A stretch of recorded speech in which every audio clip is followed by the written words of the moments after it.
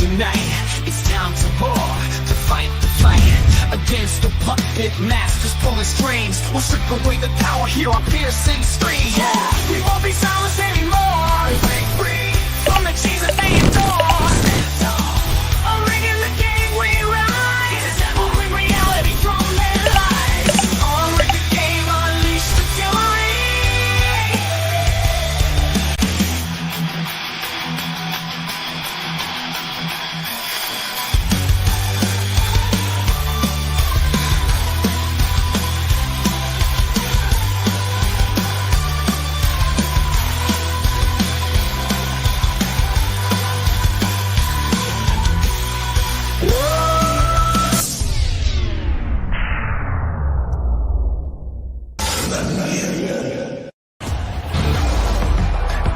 This is a friendship that'll never ever end.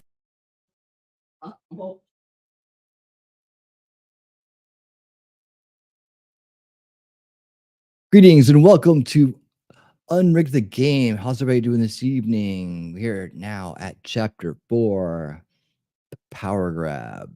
So happy you guys are here with me this evening. We're going to have a lot of fun going through all this tonight. All right, getting on our way.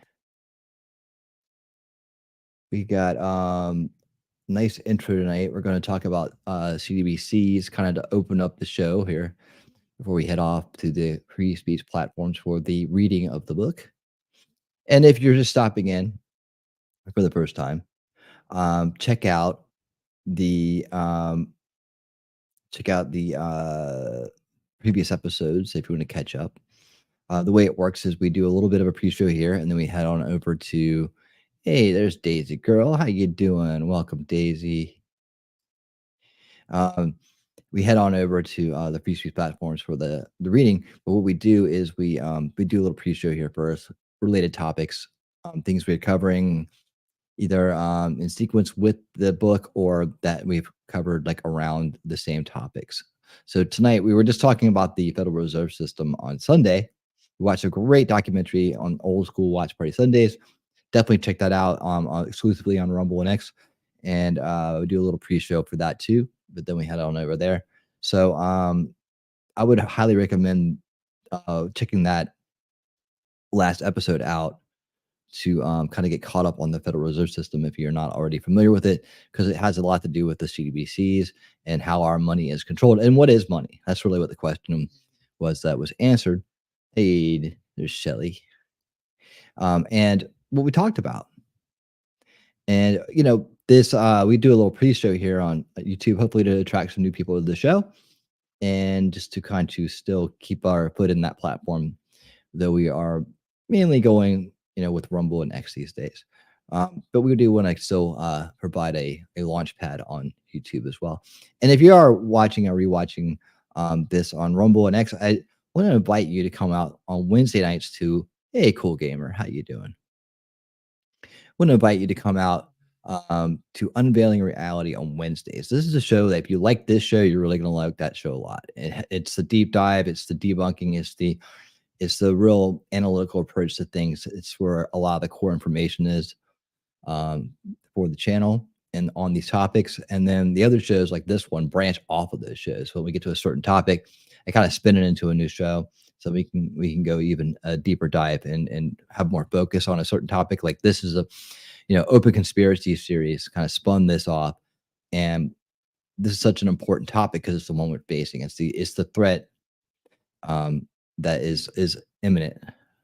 So that's why we keep up an eye on it, and we keep up the date on it, and we educate on it, that you can be informed and you can be part of the you know, the very tippity top of the spear in terms of understanding this information. So there's a lot of people out there that think they know this and they're just talking out of their ass, right? But we here actually know all this stuff because we go through it in detail and we learn it. And we discuss it and all that stuff. Hey, Kyle on calendar. What's the difference between conspiracy theory and fake media? Not much. Not much. It's all part of the same mind control game. That's for sure. Yep. So tonight we were like I said, on old school watch party Sundays, we were talking about the Federal Reserve. So tonight we're going to kick off with some information on CDBC because they're coming sooner than later. Now, Trump recently said in a speech he would not allow these. So it's really key to understand why it's so important to head these off, because these are a major control mechanism. And after you watch this video, let me get it queued up here while I'm talking, you're going to understand why. Like, really, you hear these things and you're like, oh, I'm not sure what that is. So should I be concerned about it? Is it important? Is it going to kind of go away? I hope it goes away. That's for sure. But should you be concerned about it? Absolutely. Because it really is the on-off switch for everything. Like when they said you'll own nothing and be happy, this is how you're going to own nothing. This is the mechanism for that. Not only just to have people have to sell off their stuff, right, to survive, but also to be able to control things that they have. And when you understand how this really understand how this works, you'll see why they are trying so hard to implement this, right? It's going to make things a lot easier for them to control everything else. Like, imagine if everything that you own was actually represented digitally, right? And then all those digital assets were then controlled by one place, and they could tell you whether you could own it or not. They could tell you whether you're allowed to purchase it, take part of it. That's what's going on with CBDCs. It's the control of your money and your ownership of property or anything. See, Kaiwan says, hey, I look like to talk to you about Caitlin or Shinko and the fact that Libs of TikTok stole her work. It was on Twitter. I'd be like to talk about that if you know. I'm not sure about that. They stole her work. Doesn't Libs of TikTok just repost what some people have already said? You can let me know in the comments there, Kaiwan. But yeah, Libs of TikTok, from what I know, just kind of like makes people eat their words. They said things one time and then they come back and say another, and it's like, oh, here's what you said way back then. Let me get my banner right here. Yeah, so you know what we do here.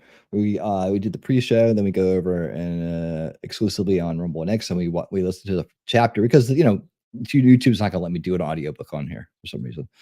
So that's one reason. But the other reason is like, we got to get into start supporting more of the free speech platforms.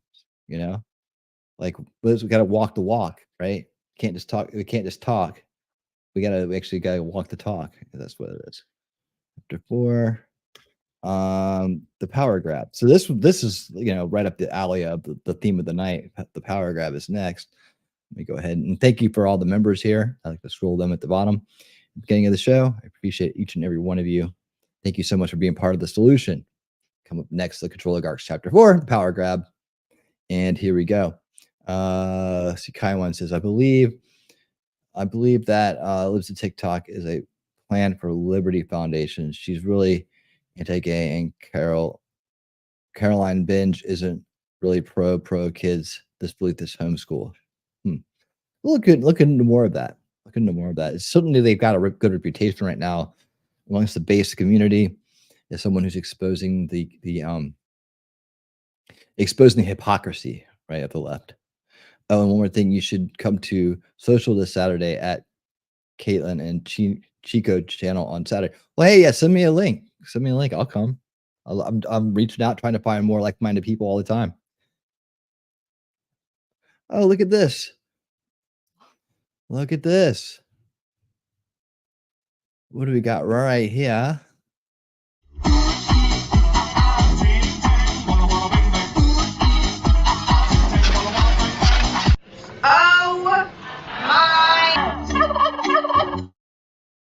Thank you for the $10 super chat, Talking Trash and Truths. To celebrate getting over 300 mark on X and Rumble, follow Winning Reality at these links. There you go. Thank you so much. Yes, we did break 300 on both, so we are growing on the free speech platforms, the ones that really matter. We're out there growing on them because these are the future. YouTube is trashing itself daily with all the shenanigans and all the bad associations. So it's a shame though, because it's been around a long time, and it certainly is an important platform, and I wish it would get well, but it's probably going to just self-destruct. So we'll go with that.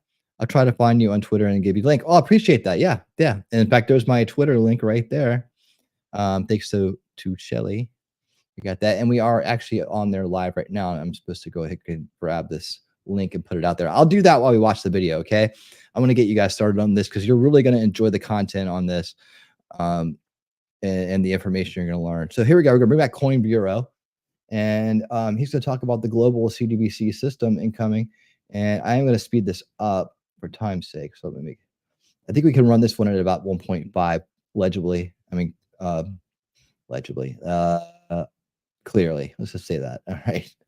Oh, yeah. Here we go. Take it away. A global CBDC system where all your assets are tokenized on a centralized government blockchain, meaning you own nothing. This is what the future of the financial system looks like, according to a recent report by the Bank for International Settlements, the Bank for Central Banks. Now, this is not the first time that they've published such a scary study, but it comes at a time when central banks and governments are rushing to roll out their central bank digital currencies and so-called fast payment systems. That's why today I'm going to summarize this report and tell you what you can do to protect yourself from the future financial system that governments and central banks seem to be planning. The report I'll be summarizing today is titled, quote, Blueprint for the Future Monetary System, Improving the Old, Enabling the New. It's the third part of a much larger annual economic report published by the Bank for International Settlements, or BIS, in late June, and I'll leave a link to the full document in the description. Now, some of you might remember that we summarized this section of the BIS's annual economic report last year too. Back then, BIS head of research Hyun Song-shin was bombarded with questions about why these dystopian technologies are needed during a post-report press conference, press that the BIS had invited. You might recall that Hyun had revealed that these fast payment systems being rolled out around the world, such as FedNow in the US, are not all that different from CBDCs. This was just one of many bombshells dropped by Hyun during the question period. We suspect that he revealed a bit too much. That's because this year's press conference was very different. Hyun stuck to the script, which was that tokenization would make it possible to code regulatory compliance into every digital asset. That's a key thing to keep in mind as you're learning this stuff, tokenization. Keep that in mind. It's like putting everything into having everything have a digital identity, right? That really contains its identity now, and they can be manipulated from the back end. So just that's the high level with that. He discussed the prospect of a global CBDC ledger where all assets will be tokenized, including stocks and real estate. In other words, every single asset in existence would be turned into a token that exists on a private, permissioned, and centralized blockchain controlled by central banks and governments around the world. As I mentioned in the introduction, you will literally own nothing in this kind of system. That's because the central banks and governments will ultimately have the power to determine which transactions you can or can't make, which things you can or can't sell, or turn off your ownership of certain assets. If you don't have physical proof of ownership, they could say you never owned them. Now, this begs the question of how close we are to such a system. As it so happens, this was the only question that Hyun was able to answer directly. His response? Quote, we are closer than we think because CBDCs are being rolled out around the world. All that's missing is a global settlement medium. If you're wondering how close CBDCs are to becoming a reality in your country, be sure to check out our recent CBDC update using the link in the description. Now, as for the report itself, it begins with a brief introduction, wherein its authors explain that an evolution in society has resulted in an evolution in money. They discuss the digitization of the financial system that occurred a few decades ago and claim that the next step in its evolution is tokenization. The report's authors define tokenization as, quote, the process of representing claims digitally on a programmable platform. They put programmable in italics because it's obviously important. Now, programmability means that transactions can be automatically controlled by centralized authorities. The authors acknowledge that crypto has pioneered the principle of programmability, but argue that it is a, quote, flawed system that couldn't possibly play the role of money. They say this is because money requires trust, and the only way to create this, quote, anchor of trust is via a central bank. For context, crypto is trustless, meaning that you don't have to trust anyone. This value proposition is becoming more apparent in an age where centralized institutions are becoming less trustworthy. After all, they consist of corruptible people. On the other hand, cryptos consist of immutable computer code. The authors then go on to reiterate that the only reason why money works as well as it does is because of the trust that central banks create, a truly delusional view. They even seem to imply that the only reason why money doesn't work well sometimes is because of the digital silos created by commercial entities. Naturally, the authors say there's only one solution to this financial fragmentation, and that's a, quote, unified ledger, which will harness, quote, the full benefits of tokenization while leveraging the supposedly unparalleled trust that individuals and institutions have in central banks. In other words, the only solution to the shortcomings of money is to put the entire financial system on a single centralized blockchain that's controlled by the central banks. The rules programmed into the tokenized assets on this blockchain will presumably be decided by governments and lobbyists, of course. T-Rex Trucking and more. What's up, buddy? Thank you for the $10 super chat, my friend. Good evening, folks. He says, good to see you, T-Rex, as always. Where are you trucking tonight, my man? Tell us all in the chat what you're doing. Thomas is a bit worn, been cleaning and okay, he's been packing and cleaning all day. I'm happy that you're here to joining us for this show, because this show is awesome. A lot of people dig it. And like I said, if you're watching this on the Rumble side, a lot of people are digging this on the Rumble side. Please check out my show, Unveiling Reality, and especially the last episode I did, which was the U.S. southern border invasion. I think that was a very complete show that has all the different aspects of what's going on there in one big package. So I think you guys will really enjoy that. Not enough views on that video, man. Like I was saying the other night, it's like if there's one video that I could have really blow up this year, it'd be that one, just because it's such an important topic. And I think it was I think we covered so many different angles in that video that it deserves to really be seen by a lot of folks. So if you really want to catch up on that, man, that is your video. It's on Rumble, and it's also in the description on YouTube and on Rumble. For the time being, I'm gonna be putting it in the description, so hopefully people will click through and watch that too. Let's get back to this. Here we go. Thank you again, T-Rex. Appreciate that. Now, the authors explain that having, quote, everything in one place also means that regulators will be able to keep track of every single transaction, complete surveillance. If that wasn't frustrating enough, the authors also discuss the possibility of having multiple unified ledgers that are application-specific. This is frustrating because the crypto industry basically consists of application-specific chains, and crypto projects in some ecosystems, such as Cosmos, explicitly design themselves to be application-specific. And that reminds me, Hyun was asked in the press conference if public blockchains could play a role. He said no. As a cherry on top, the report's authors call on the central banks to work closely with the private sector to implement this de facto digital prison in a way that's mutually beneficial.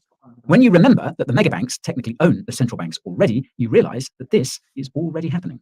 Now, you see how this is a good addendum to what we just went over last night? So that you guys are all fresh on that. Now you understand how this all works in. In the second part of the report, the authors dive deeper into the topic of tokenization. They start by explaining that tokens consist of information and rules, and confirm that, quote, tokens can be customized to meet specific user or regulatory requirements that apply to individual assets. They then discuss concepts that are cornerstones of crypto, like composability and smart contracts. On that note, if you're not sure how cryptos differ from CBDCs, check out our video about that using the link in the description. Spoiler, one is built for freedom, the other is built for control. Now, the authors then provide a perfect example of what I mean. When listing potential use cases for tokenization, they note, quote, built-in contingencies that depend on the actions of other depositors alter the incentives of depositors to be a first mover in a bank run setting. Plain English translation, they will make it impossible to pull your money out of the bank if there's a problem. Now, the authors then pivot to CBDCs and explain that tokenized asset ecosystems require a point of reference for price, such as fiat currencies. They note that stablecoins cannot play this role. The only solution is a CBDC. This means that CBDCs must exist on the same blockchain as tokenized assets. Interestingly, the authors seem to imply that wholesale CBDCs will be used for this. They also seem to imply that retail CBDCs will replace cash, since they say that they are, quote, digital representations of physical cash. For reference, most of these reports call retail CBDCs central bank liabilities, not cash.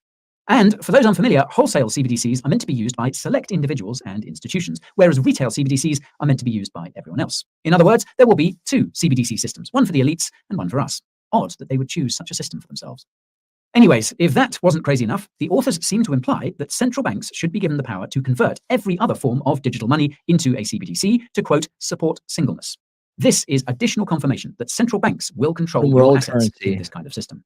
As expected, the authors note stablecoins as one form of alternative digital money. What's not expected, however, is that they include bank deposits as another alternative digital money.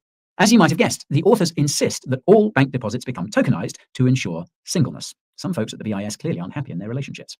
Anyway, lame jokes aside, the authors spend lots of time trying to justify why all bank deposits should be tokenized and controlled by central banks. They then return to the topic of stablecoins and provide a detailed timeline of stablecoin depeggings during Terra's collapse last year and the recent banking crisis. Besides the it's funny how they bring up the FTX, right? But not XRP. XRP is supposed to be a settlement mechanism too, but it's supposed to be like the best, right? I actually invested in XRP for a while. But it's supposed to be like the best, like it works better, right? And even the guy for Ripple is like part of the WEF, which is weird. Because they kind of just buying into it. I think they want to be that coin for settlements, right? But I don't. They took them off the exchange for a while.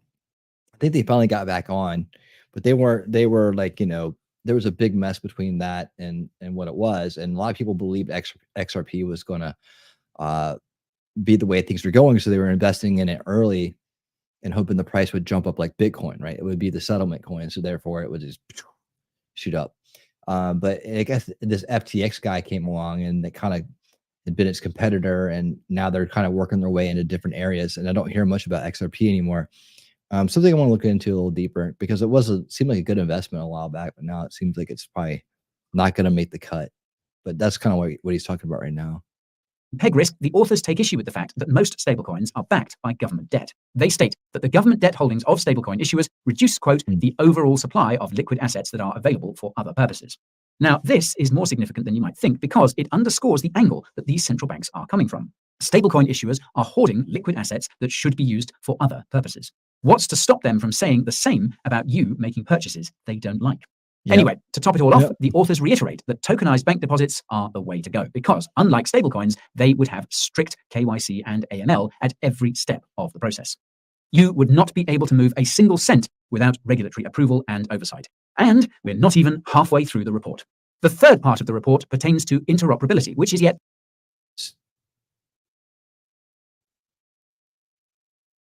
All right, there's some closed captions for you guys, in case you need them. Yeah, I forgot what I was going to say.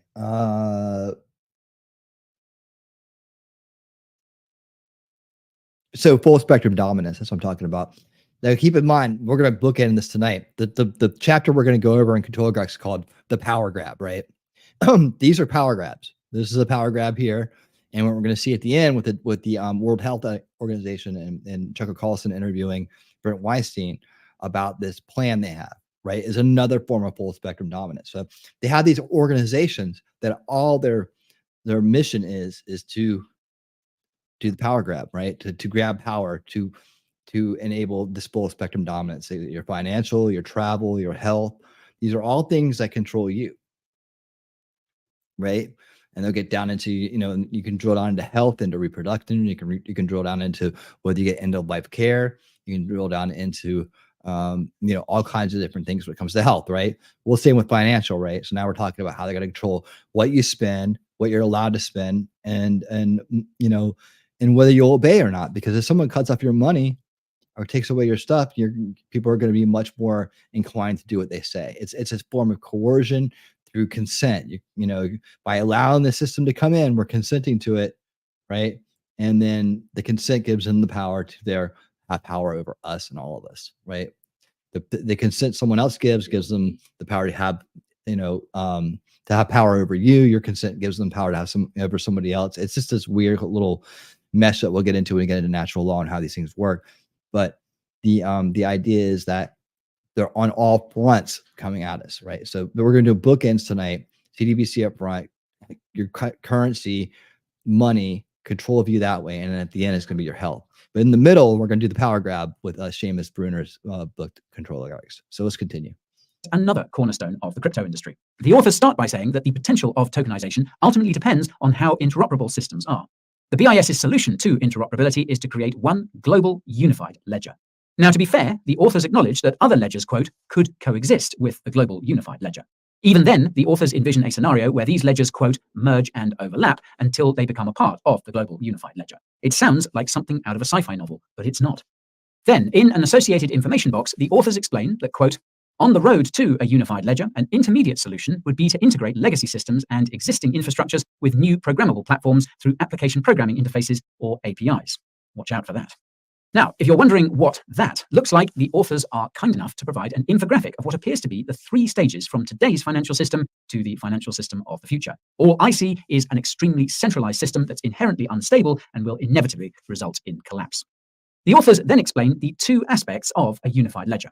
The first is that it, quote, combines all the components needed to complete a transaction on one platform. And the second is that it, quote, features money and assets as executable objects, meaning they can be exchanged entirely on-chain.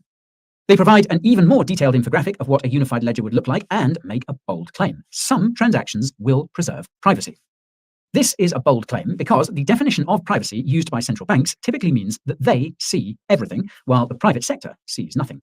In this case, however, the authors seem to be serious, and this could explain why they see the unified ledger as being oriented towards wholesale CBDC users. Newsflash: institutions and the elites want financial privacy more than anyone else. This is why we believe privacy is inevitable in crypto, assuming the governments and central banks don't destroy it, of course. In any case, the authors talk about another crypto cornerstone, and that's atomic swaps. In the context of a global unified ledger, this means swapping wholesale CBDCs for other assets. Note that if everything trades against the same CBDC, then investment diversification technically won't exist. The silver lining is that it seems that there will be multiple CBDCs because foreign exchange still exists in the future financial system the BIS envisions. The only difference is that all foreign currencies are digitized as CBDCs, and they all trade on the same global ledger. What could possibly go wrong? The authors then return to the topic of stopping bank runs and reveal that this would be done with smart contracts on a global unified ledger. They also claim that this same global unified ledger could be used for supply chain solutions and a whole slew of other use cases. So not only will the global unified ledger do everything, but it'll store all the world's data too. The authors note that this data would be used to determine if you're allowed to get a loan or if you're entitled to more universal basic income. Not actually, but it's the outcome of the ideas in the text, believe me. And last but not least, this data could be used to ensure unparalleled compliance with KYC and AML at every turn. Now, to ensure these and other use cases, the data on the global unified ledger will be shared with the appropriate institutions, likely central banks, governments, regulators, and a few undocumented entities. And did I mention that the global unified ledger can be used in so-called green finance? You will be able to keep track of how much carbon is being reduced because of your investments. Say, maybe the carbon credits you're allocated will be tracked, including how you're spending this carbon allocation. You can learn more about the upcoming individual carbon credit scores using the link in the description. Anywho, the fourth part of the report is about the, quote, guiding principles of the global unified ledger. The authors start by saying that everything should be integrated with the global unified ledger so that the central banks can ensure singleness. Seriously, they say any application should integrate. Regarding scope, meanwhile, the authors reiterate that other ledgers may coexist with the global one, but should eventually become a part of the financial hive mind. They note that the global unified ledger must abide by the principles for financial market infrastructures laid out by the BIS in a different report. Now, this other report is almost 200 pages long, and unfortunately, we didn't have time to go through it in its entirety. Fortunately, though, the key takeaways are clear. It essentially consists of 24 principles, which all types of financial market infrastructure should abide by. For once, nothing stuck out as concerning or dystopian. Makes a nice change. Now, regarding the governance of the global unified ledger, the authors effectively say that the central banks will be in control, but financial institutions in the private sector will have some input too, as will the governments and their regulators. Regarding financial inclusion, the authors don't say much. They just say that the entire financial system will eventually exist on this global unified ledger, which logically means that everyone will be a part of it, whether they like it or not. The best kind of inclusion, if you will. Regarding economic incentives, the authors admit that it's possible that not everyone will want to become a part of the global unified ledger. They cite over-the-counter or OTC trading as one example. In other words, some people will prefer to trade directly with each other outside of the system. Here is where things get scary. Quote, the experience from the introduction of fast payment systems suggests that mandating participation while simultaneously providing an infrastructure that allows for private sector innovation can be key to ensuring adoption. If you watched our recent video about FedNow, you'll know that Fed officials seem to imply that banks would eventually be obligated to use FedNow for all of their transactions. This quote from the BIS confirms that this is what the Fed officials are implying. We will force everyone into our CBDC system. Regarding privacy, the authors likewise admit that privacy concerns could be a hurdle to adoption, particularly to institutions, hence why privacy should be preserved. The authors claim that only commercial banks and users will see the sensitive information related to transactions. What's up? To be fair, the authors do provide a table of potential privacy solutions. The problem is that their explanation of these solutions is subpar, suggesting that they just Googled privacy solutions and copy and pasted the information into the report. It would honestly not surprise me in the slightest. For what it's worth, though, the authors discuss the possibility of allowing users to verifiably delete their data from the global unified ledger after some period of time, which is what some existing regulations allow. Again, I'm skeptical as to how available this option will really be, and if it will be for retail or only for institutions. Meanwhile, regarding cybersecurity, the authors admit that a cyber attack on or exploit of the global unified ledger would be absolutely devastating. They even admit that the larger and more centralized a system is, the more vulnerable it becomes to cyber attacks and exploits. That's why the authors pinky promise that the global unified ledger will have the highest level of cybersecurity so that it's impervious to the global cyber attack the World Economic Forum keeps warning about. No, that's not what they said, but yes, the WEF has been warning about a global cyber attack. More about that in the description. Anyhow, the authors conclude by tacitly admitting that the reason why the central banks want everything to happen on their global unified ledger is because they're terrified of new financial technologies that seek to replace them. FYI, this is what cryptocurrency is supposed to do. Speaking of which, the authors go out of their way to slam the shortcomings of the crypto industry and claim that only central banks can ensure the singleness of money. They say that the only thing standing in the way of their utopian vision is those pesky, quote, needs and constraints of sovereign countries. And finally, the authors state that, quote, this journey requires a shift in emphasis from individual experimentation to joint innovation. Public-private collaboration is essential to develop technological solutions, establish common platforms, and ensure proper oversight and supervision. Translation, please stop experimenting with financial technologies and work with us because we don't want to be replaced. So, it's fair to say that we want no part in the dystopian financial system the BIS and its constituents want to create. So, how can you protect yourself and your assets from the dystopian financial system that the BIS is shamelessly trying to roll out? Well, the honest answer is that you may not have to protect yourself at all because they may not succeed in creating a global unified ledger. Recent history has shown that trying to force the global population to comply with something doesn't work so well. That's because when you force something that you claim is good, it kind of becomes clear that it's not. Even so, this doesn't mean that the BIS won't try, and it's possible that they will succeed. That's because the precursors to this global unified ledger are already being voluntarily adopted around the world. I'm referring to the so-called fast payment systems that already exist in many countries, the first of which was introduced way back in 2009 by the UK. As I've mentioned in other videos about CBDCs, they will likely be benign and even beneficial when they're first introduced. Fast payment systems appear to be the benign and beneficial predecessors to CBDCs. Everyone is adopting them because they're convenient, without knowing what's coming next. As such, the first step to protecting yourself and your assets is to make sure you're not passively using these proto-CBDC systems. Now, this is much easier said than done, as it requires a lot of research and due diligence, but it's something that you should allocate time for if you're serious about avoiding CBDCs. The second step is to ask yourself which assets offer the best hedges against global unified ledgers and the like. Cryptocurrencies and precious metals are two possibilities, but even then, you need to be doing your research. That's because not all coins and tokens are created equal, nor are gold and silver bullion. The third step ties into the first two, and that's to keep informed about digital currency developments in your country or region. The number one thing to look out for is timelines. When will the fast payment system or CBDC be coming online? This will help with your hedging strategy regardless of your goal. Realistically, if the BIS does succeed in rolling out a global unified ledger or some similar system, it's going to be very hard to escape it. Unless you plan on living in the woods, you're going to have to partake to some extent. And even if you do plan on living in the woods, you're probably not going to do it alone. That's why the fourth and most critical step is to keep others informed. If enough of us are aware of what's coming and enough of us hedge ourselves properly, there could be enough assets outside of the system for a parallel system to function. Without this parallel system, resistance will be impossible. Now, some would say that this parallel system exists already with cryptocurrency, but crypto is still far from being ready. There's XRP right there. Yeah, and hopefully, Trump did pull this out the other night. He just said he would not allow this to go through. So For mass adoption. Avoid the good news is that crypto has and will continue to develop faster than CBDCs. The bad news is that some cryptos aren't far off from CBDCs, so this development helps the BIS. I reckon the constant references to crypto terms in today's report has made that clear enough. Whatever happens, it's important to remember that as a system becomes more centralized, it becomes more unstable. Central banks have been addressing this instability with more centralization, which only results in more instability. The financial system will probably collapse before a global unified ledger is released. Some would say that this would be an even worse outcome, and to that I say, worse outcome for who? It's clear the existing financial system isn't working for most people, and that a new one is required. There's no way of knowing what this will look like, but it sure as hell won't be a global unified ledger.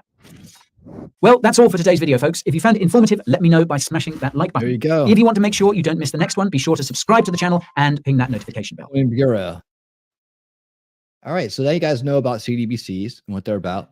They kind of going off of what we were talking about last night with the Federal Reserve and how they're trying to bring that to the next level of control and what they're going to do with that. So it gives you a little bit of a high-level education there on what that is all about. So let us talk about this CDBC stuff. It seems a little overwhelming, doesn't it? Right? Especially since probably not many of us here are financial experts. We're not bankers. They make it very confusing so that we can't understand it. But what we need to understand is that it's just not good for us, right? And that much centralized control always leads to bad things. And of course, we can see what devious types of activities they can spawn off this centralized control. But that's what they're all after. An easier way to control us all. Because of their controligarchs, right? Which we're going to be reading about tonight in chapter 4 of Controligarchs by Seamus Bruner. We're going to be learning about the power grab they made and how they made their power grabs, and even more details than I could possibly give in a summary. Because this is a great book, and the great book that goes through very much all the details that we need to understand the origins and then the mechanisms as well. And again, if you are watching on YouTube, we do the reading exclusively on X and on Rumble because YouTube doesn't like us reading audiobooks here for some reason, huh? Yeah, they're just so diligent. But also, I like to encourage you to definitely check out the last episode of Unveiling Reality about the immigration issue that I always say default to saying immigration issue. No, it's a U.S. It's a southern border invasion, right, of the U.S. That's what it is, as we learned in that video. If we could throw a link out to that video too, that'd be awesome on both platforms. Yeah, watch it over there on Rumble so you get the whole thing, or watch it here on YouTube because I did play the whole thing on YouTube, so we have that too. It's on both sides. Yeah, so yeah, there you have it. This is another mechanism of control, the financial arm of it. It's coming through the CDBCs and central banks. We're all starting to get the full picture now, right? How this whole thing works. Not as hidden as one would think. It's really kind of out there. Thank you so much for that. There it is. Definitely check that out. Watch it on Rumble. Watch it on, yeah, there you go. Perfect. Got 2 of them. You can't miss it. I know a lot of you are here, but for those of you watching for the first time or rewatching or that, Controligarchs on Rumble has been doing really well. Like a lot of people are watching this show, and I appreciate it. And it's awesome. So thank you so much for showing up and watching and rewatching.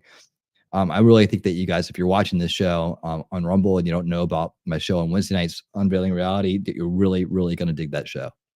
I have tons and tons of episodes there for you to choose from. I cover all the topics and a lot more. So please join me for that. And yeah, I think you'll get a lot out of it. I think you'll really enjoy it.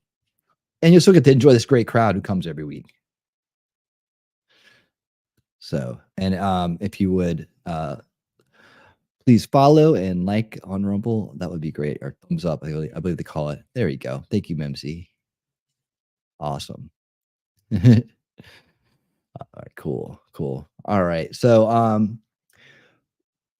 without further ado, I'd like to go ahead and get on in this. And by the way, at the end, I'll have more bonus content at the end of Controligarchs. We're going to cover the Tucker Carlson interview with Brent Weinstein on the World Health Organization and their dark agenda.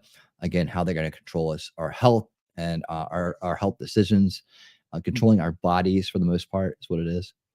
Another form of a power grab, if you will. But let's just get on over and get this book started tonight. I'd like to thank T-Rex and Shelly for the super chats here on the Rumble side. I appreciate it. And all the members, Mimsy and Shelly and T-Rex and so many others that are members. I really do appreciate the support. Believe me, it means a lot. It means a lot. You guys are part of the solution, and I really do appreciate you guys to no end. You're the reason why I show up every week.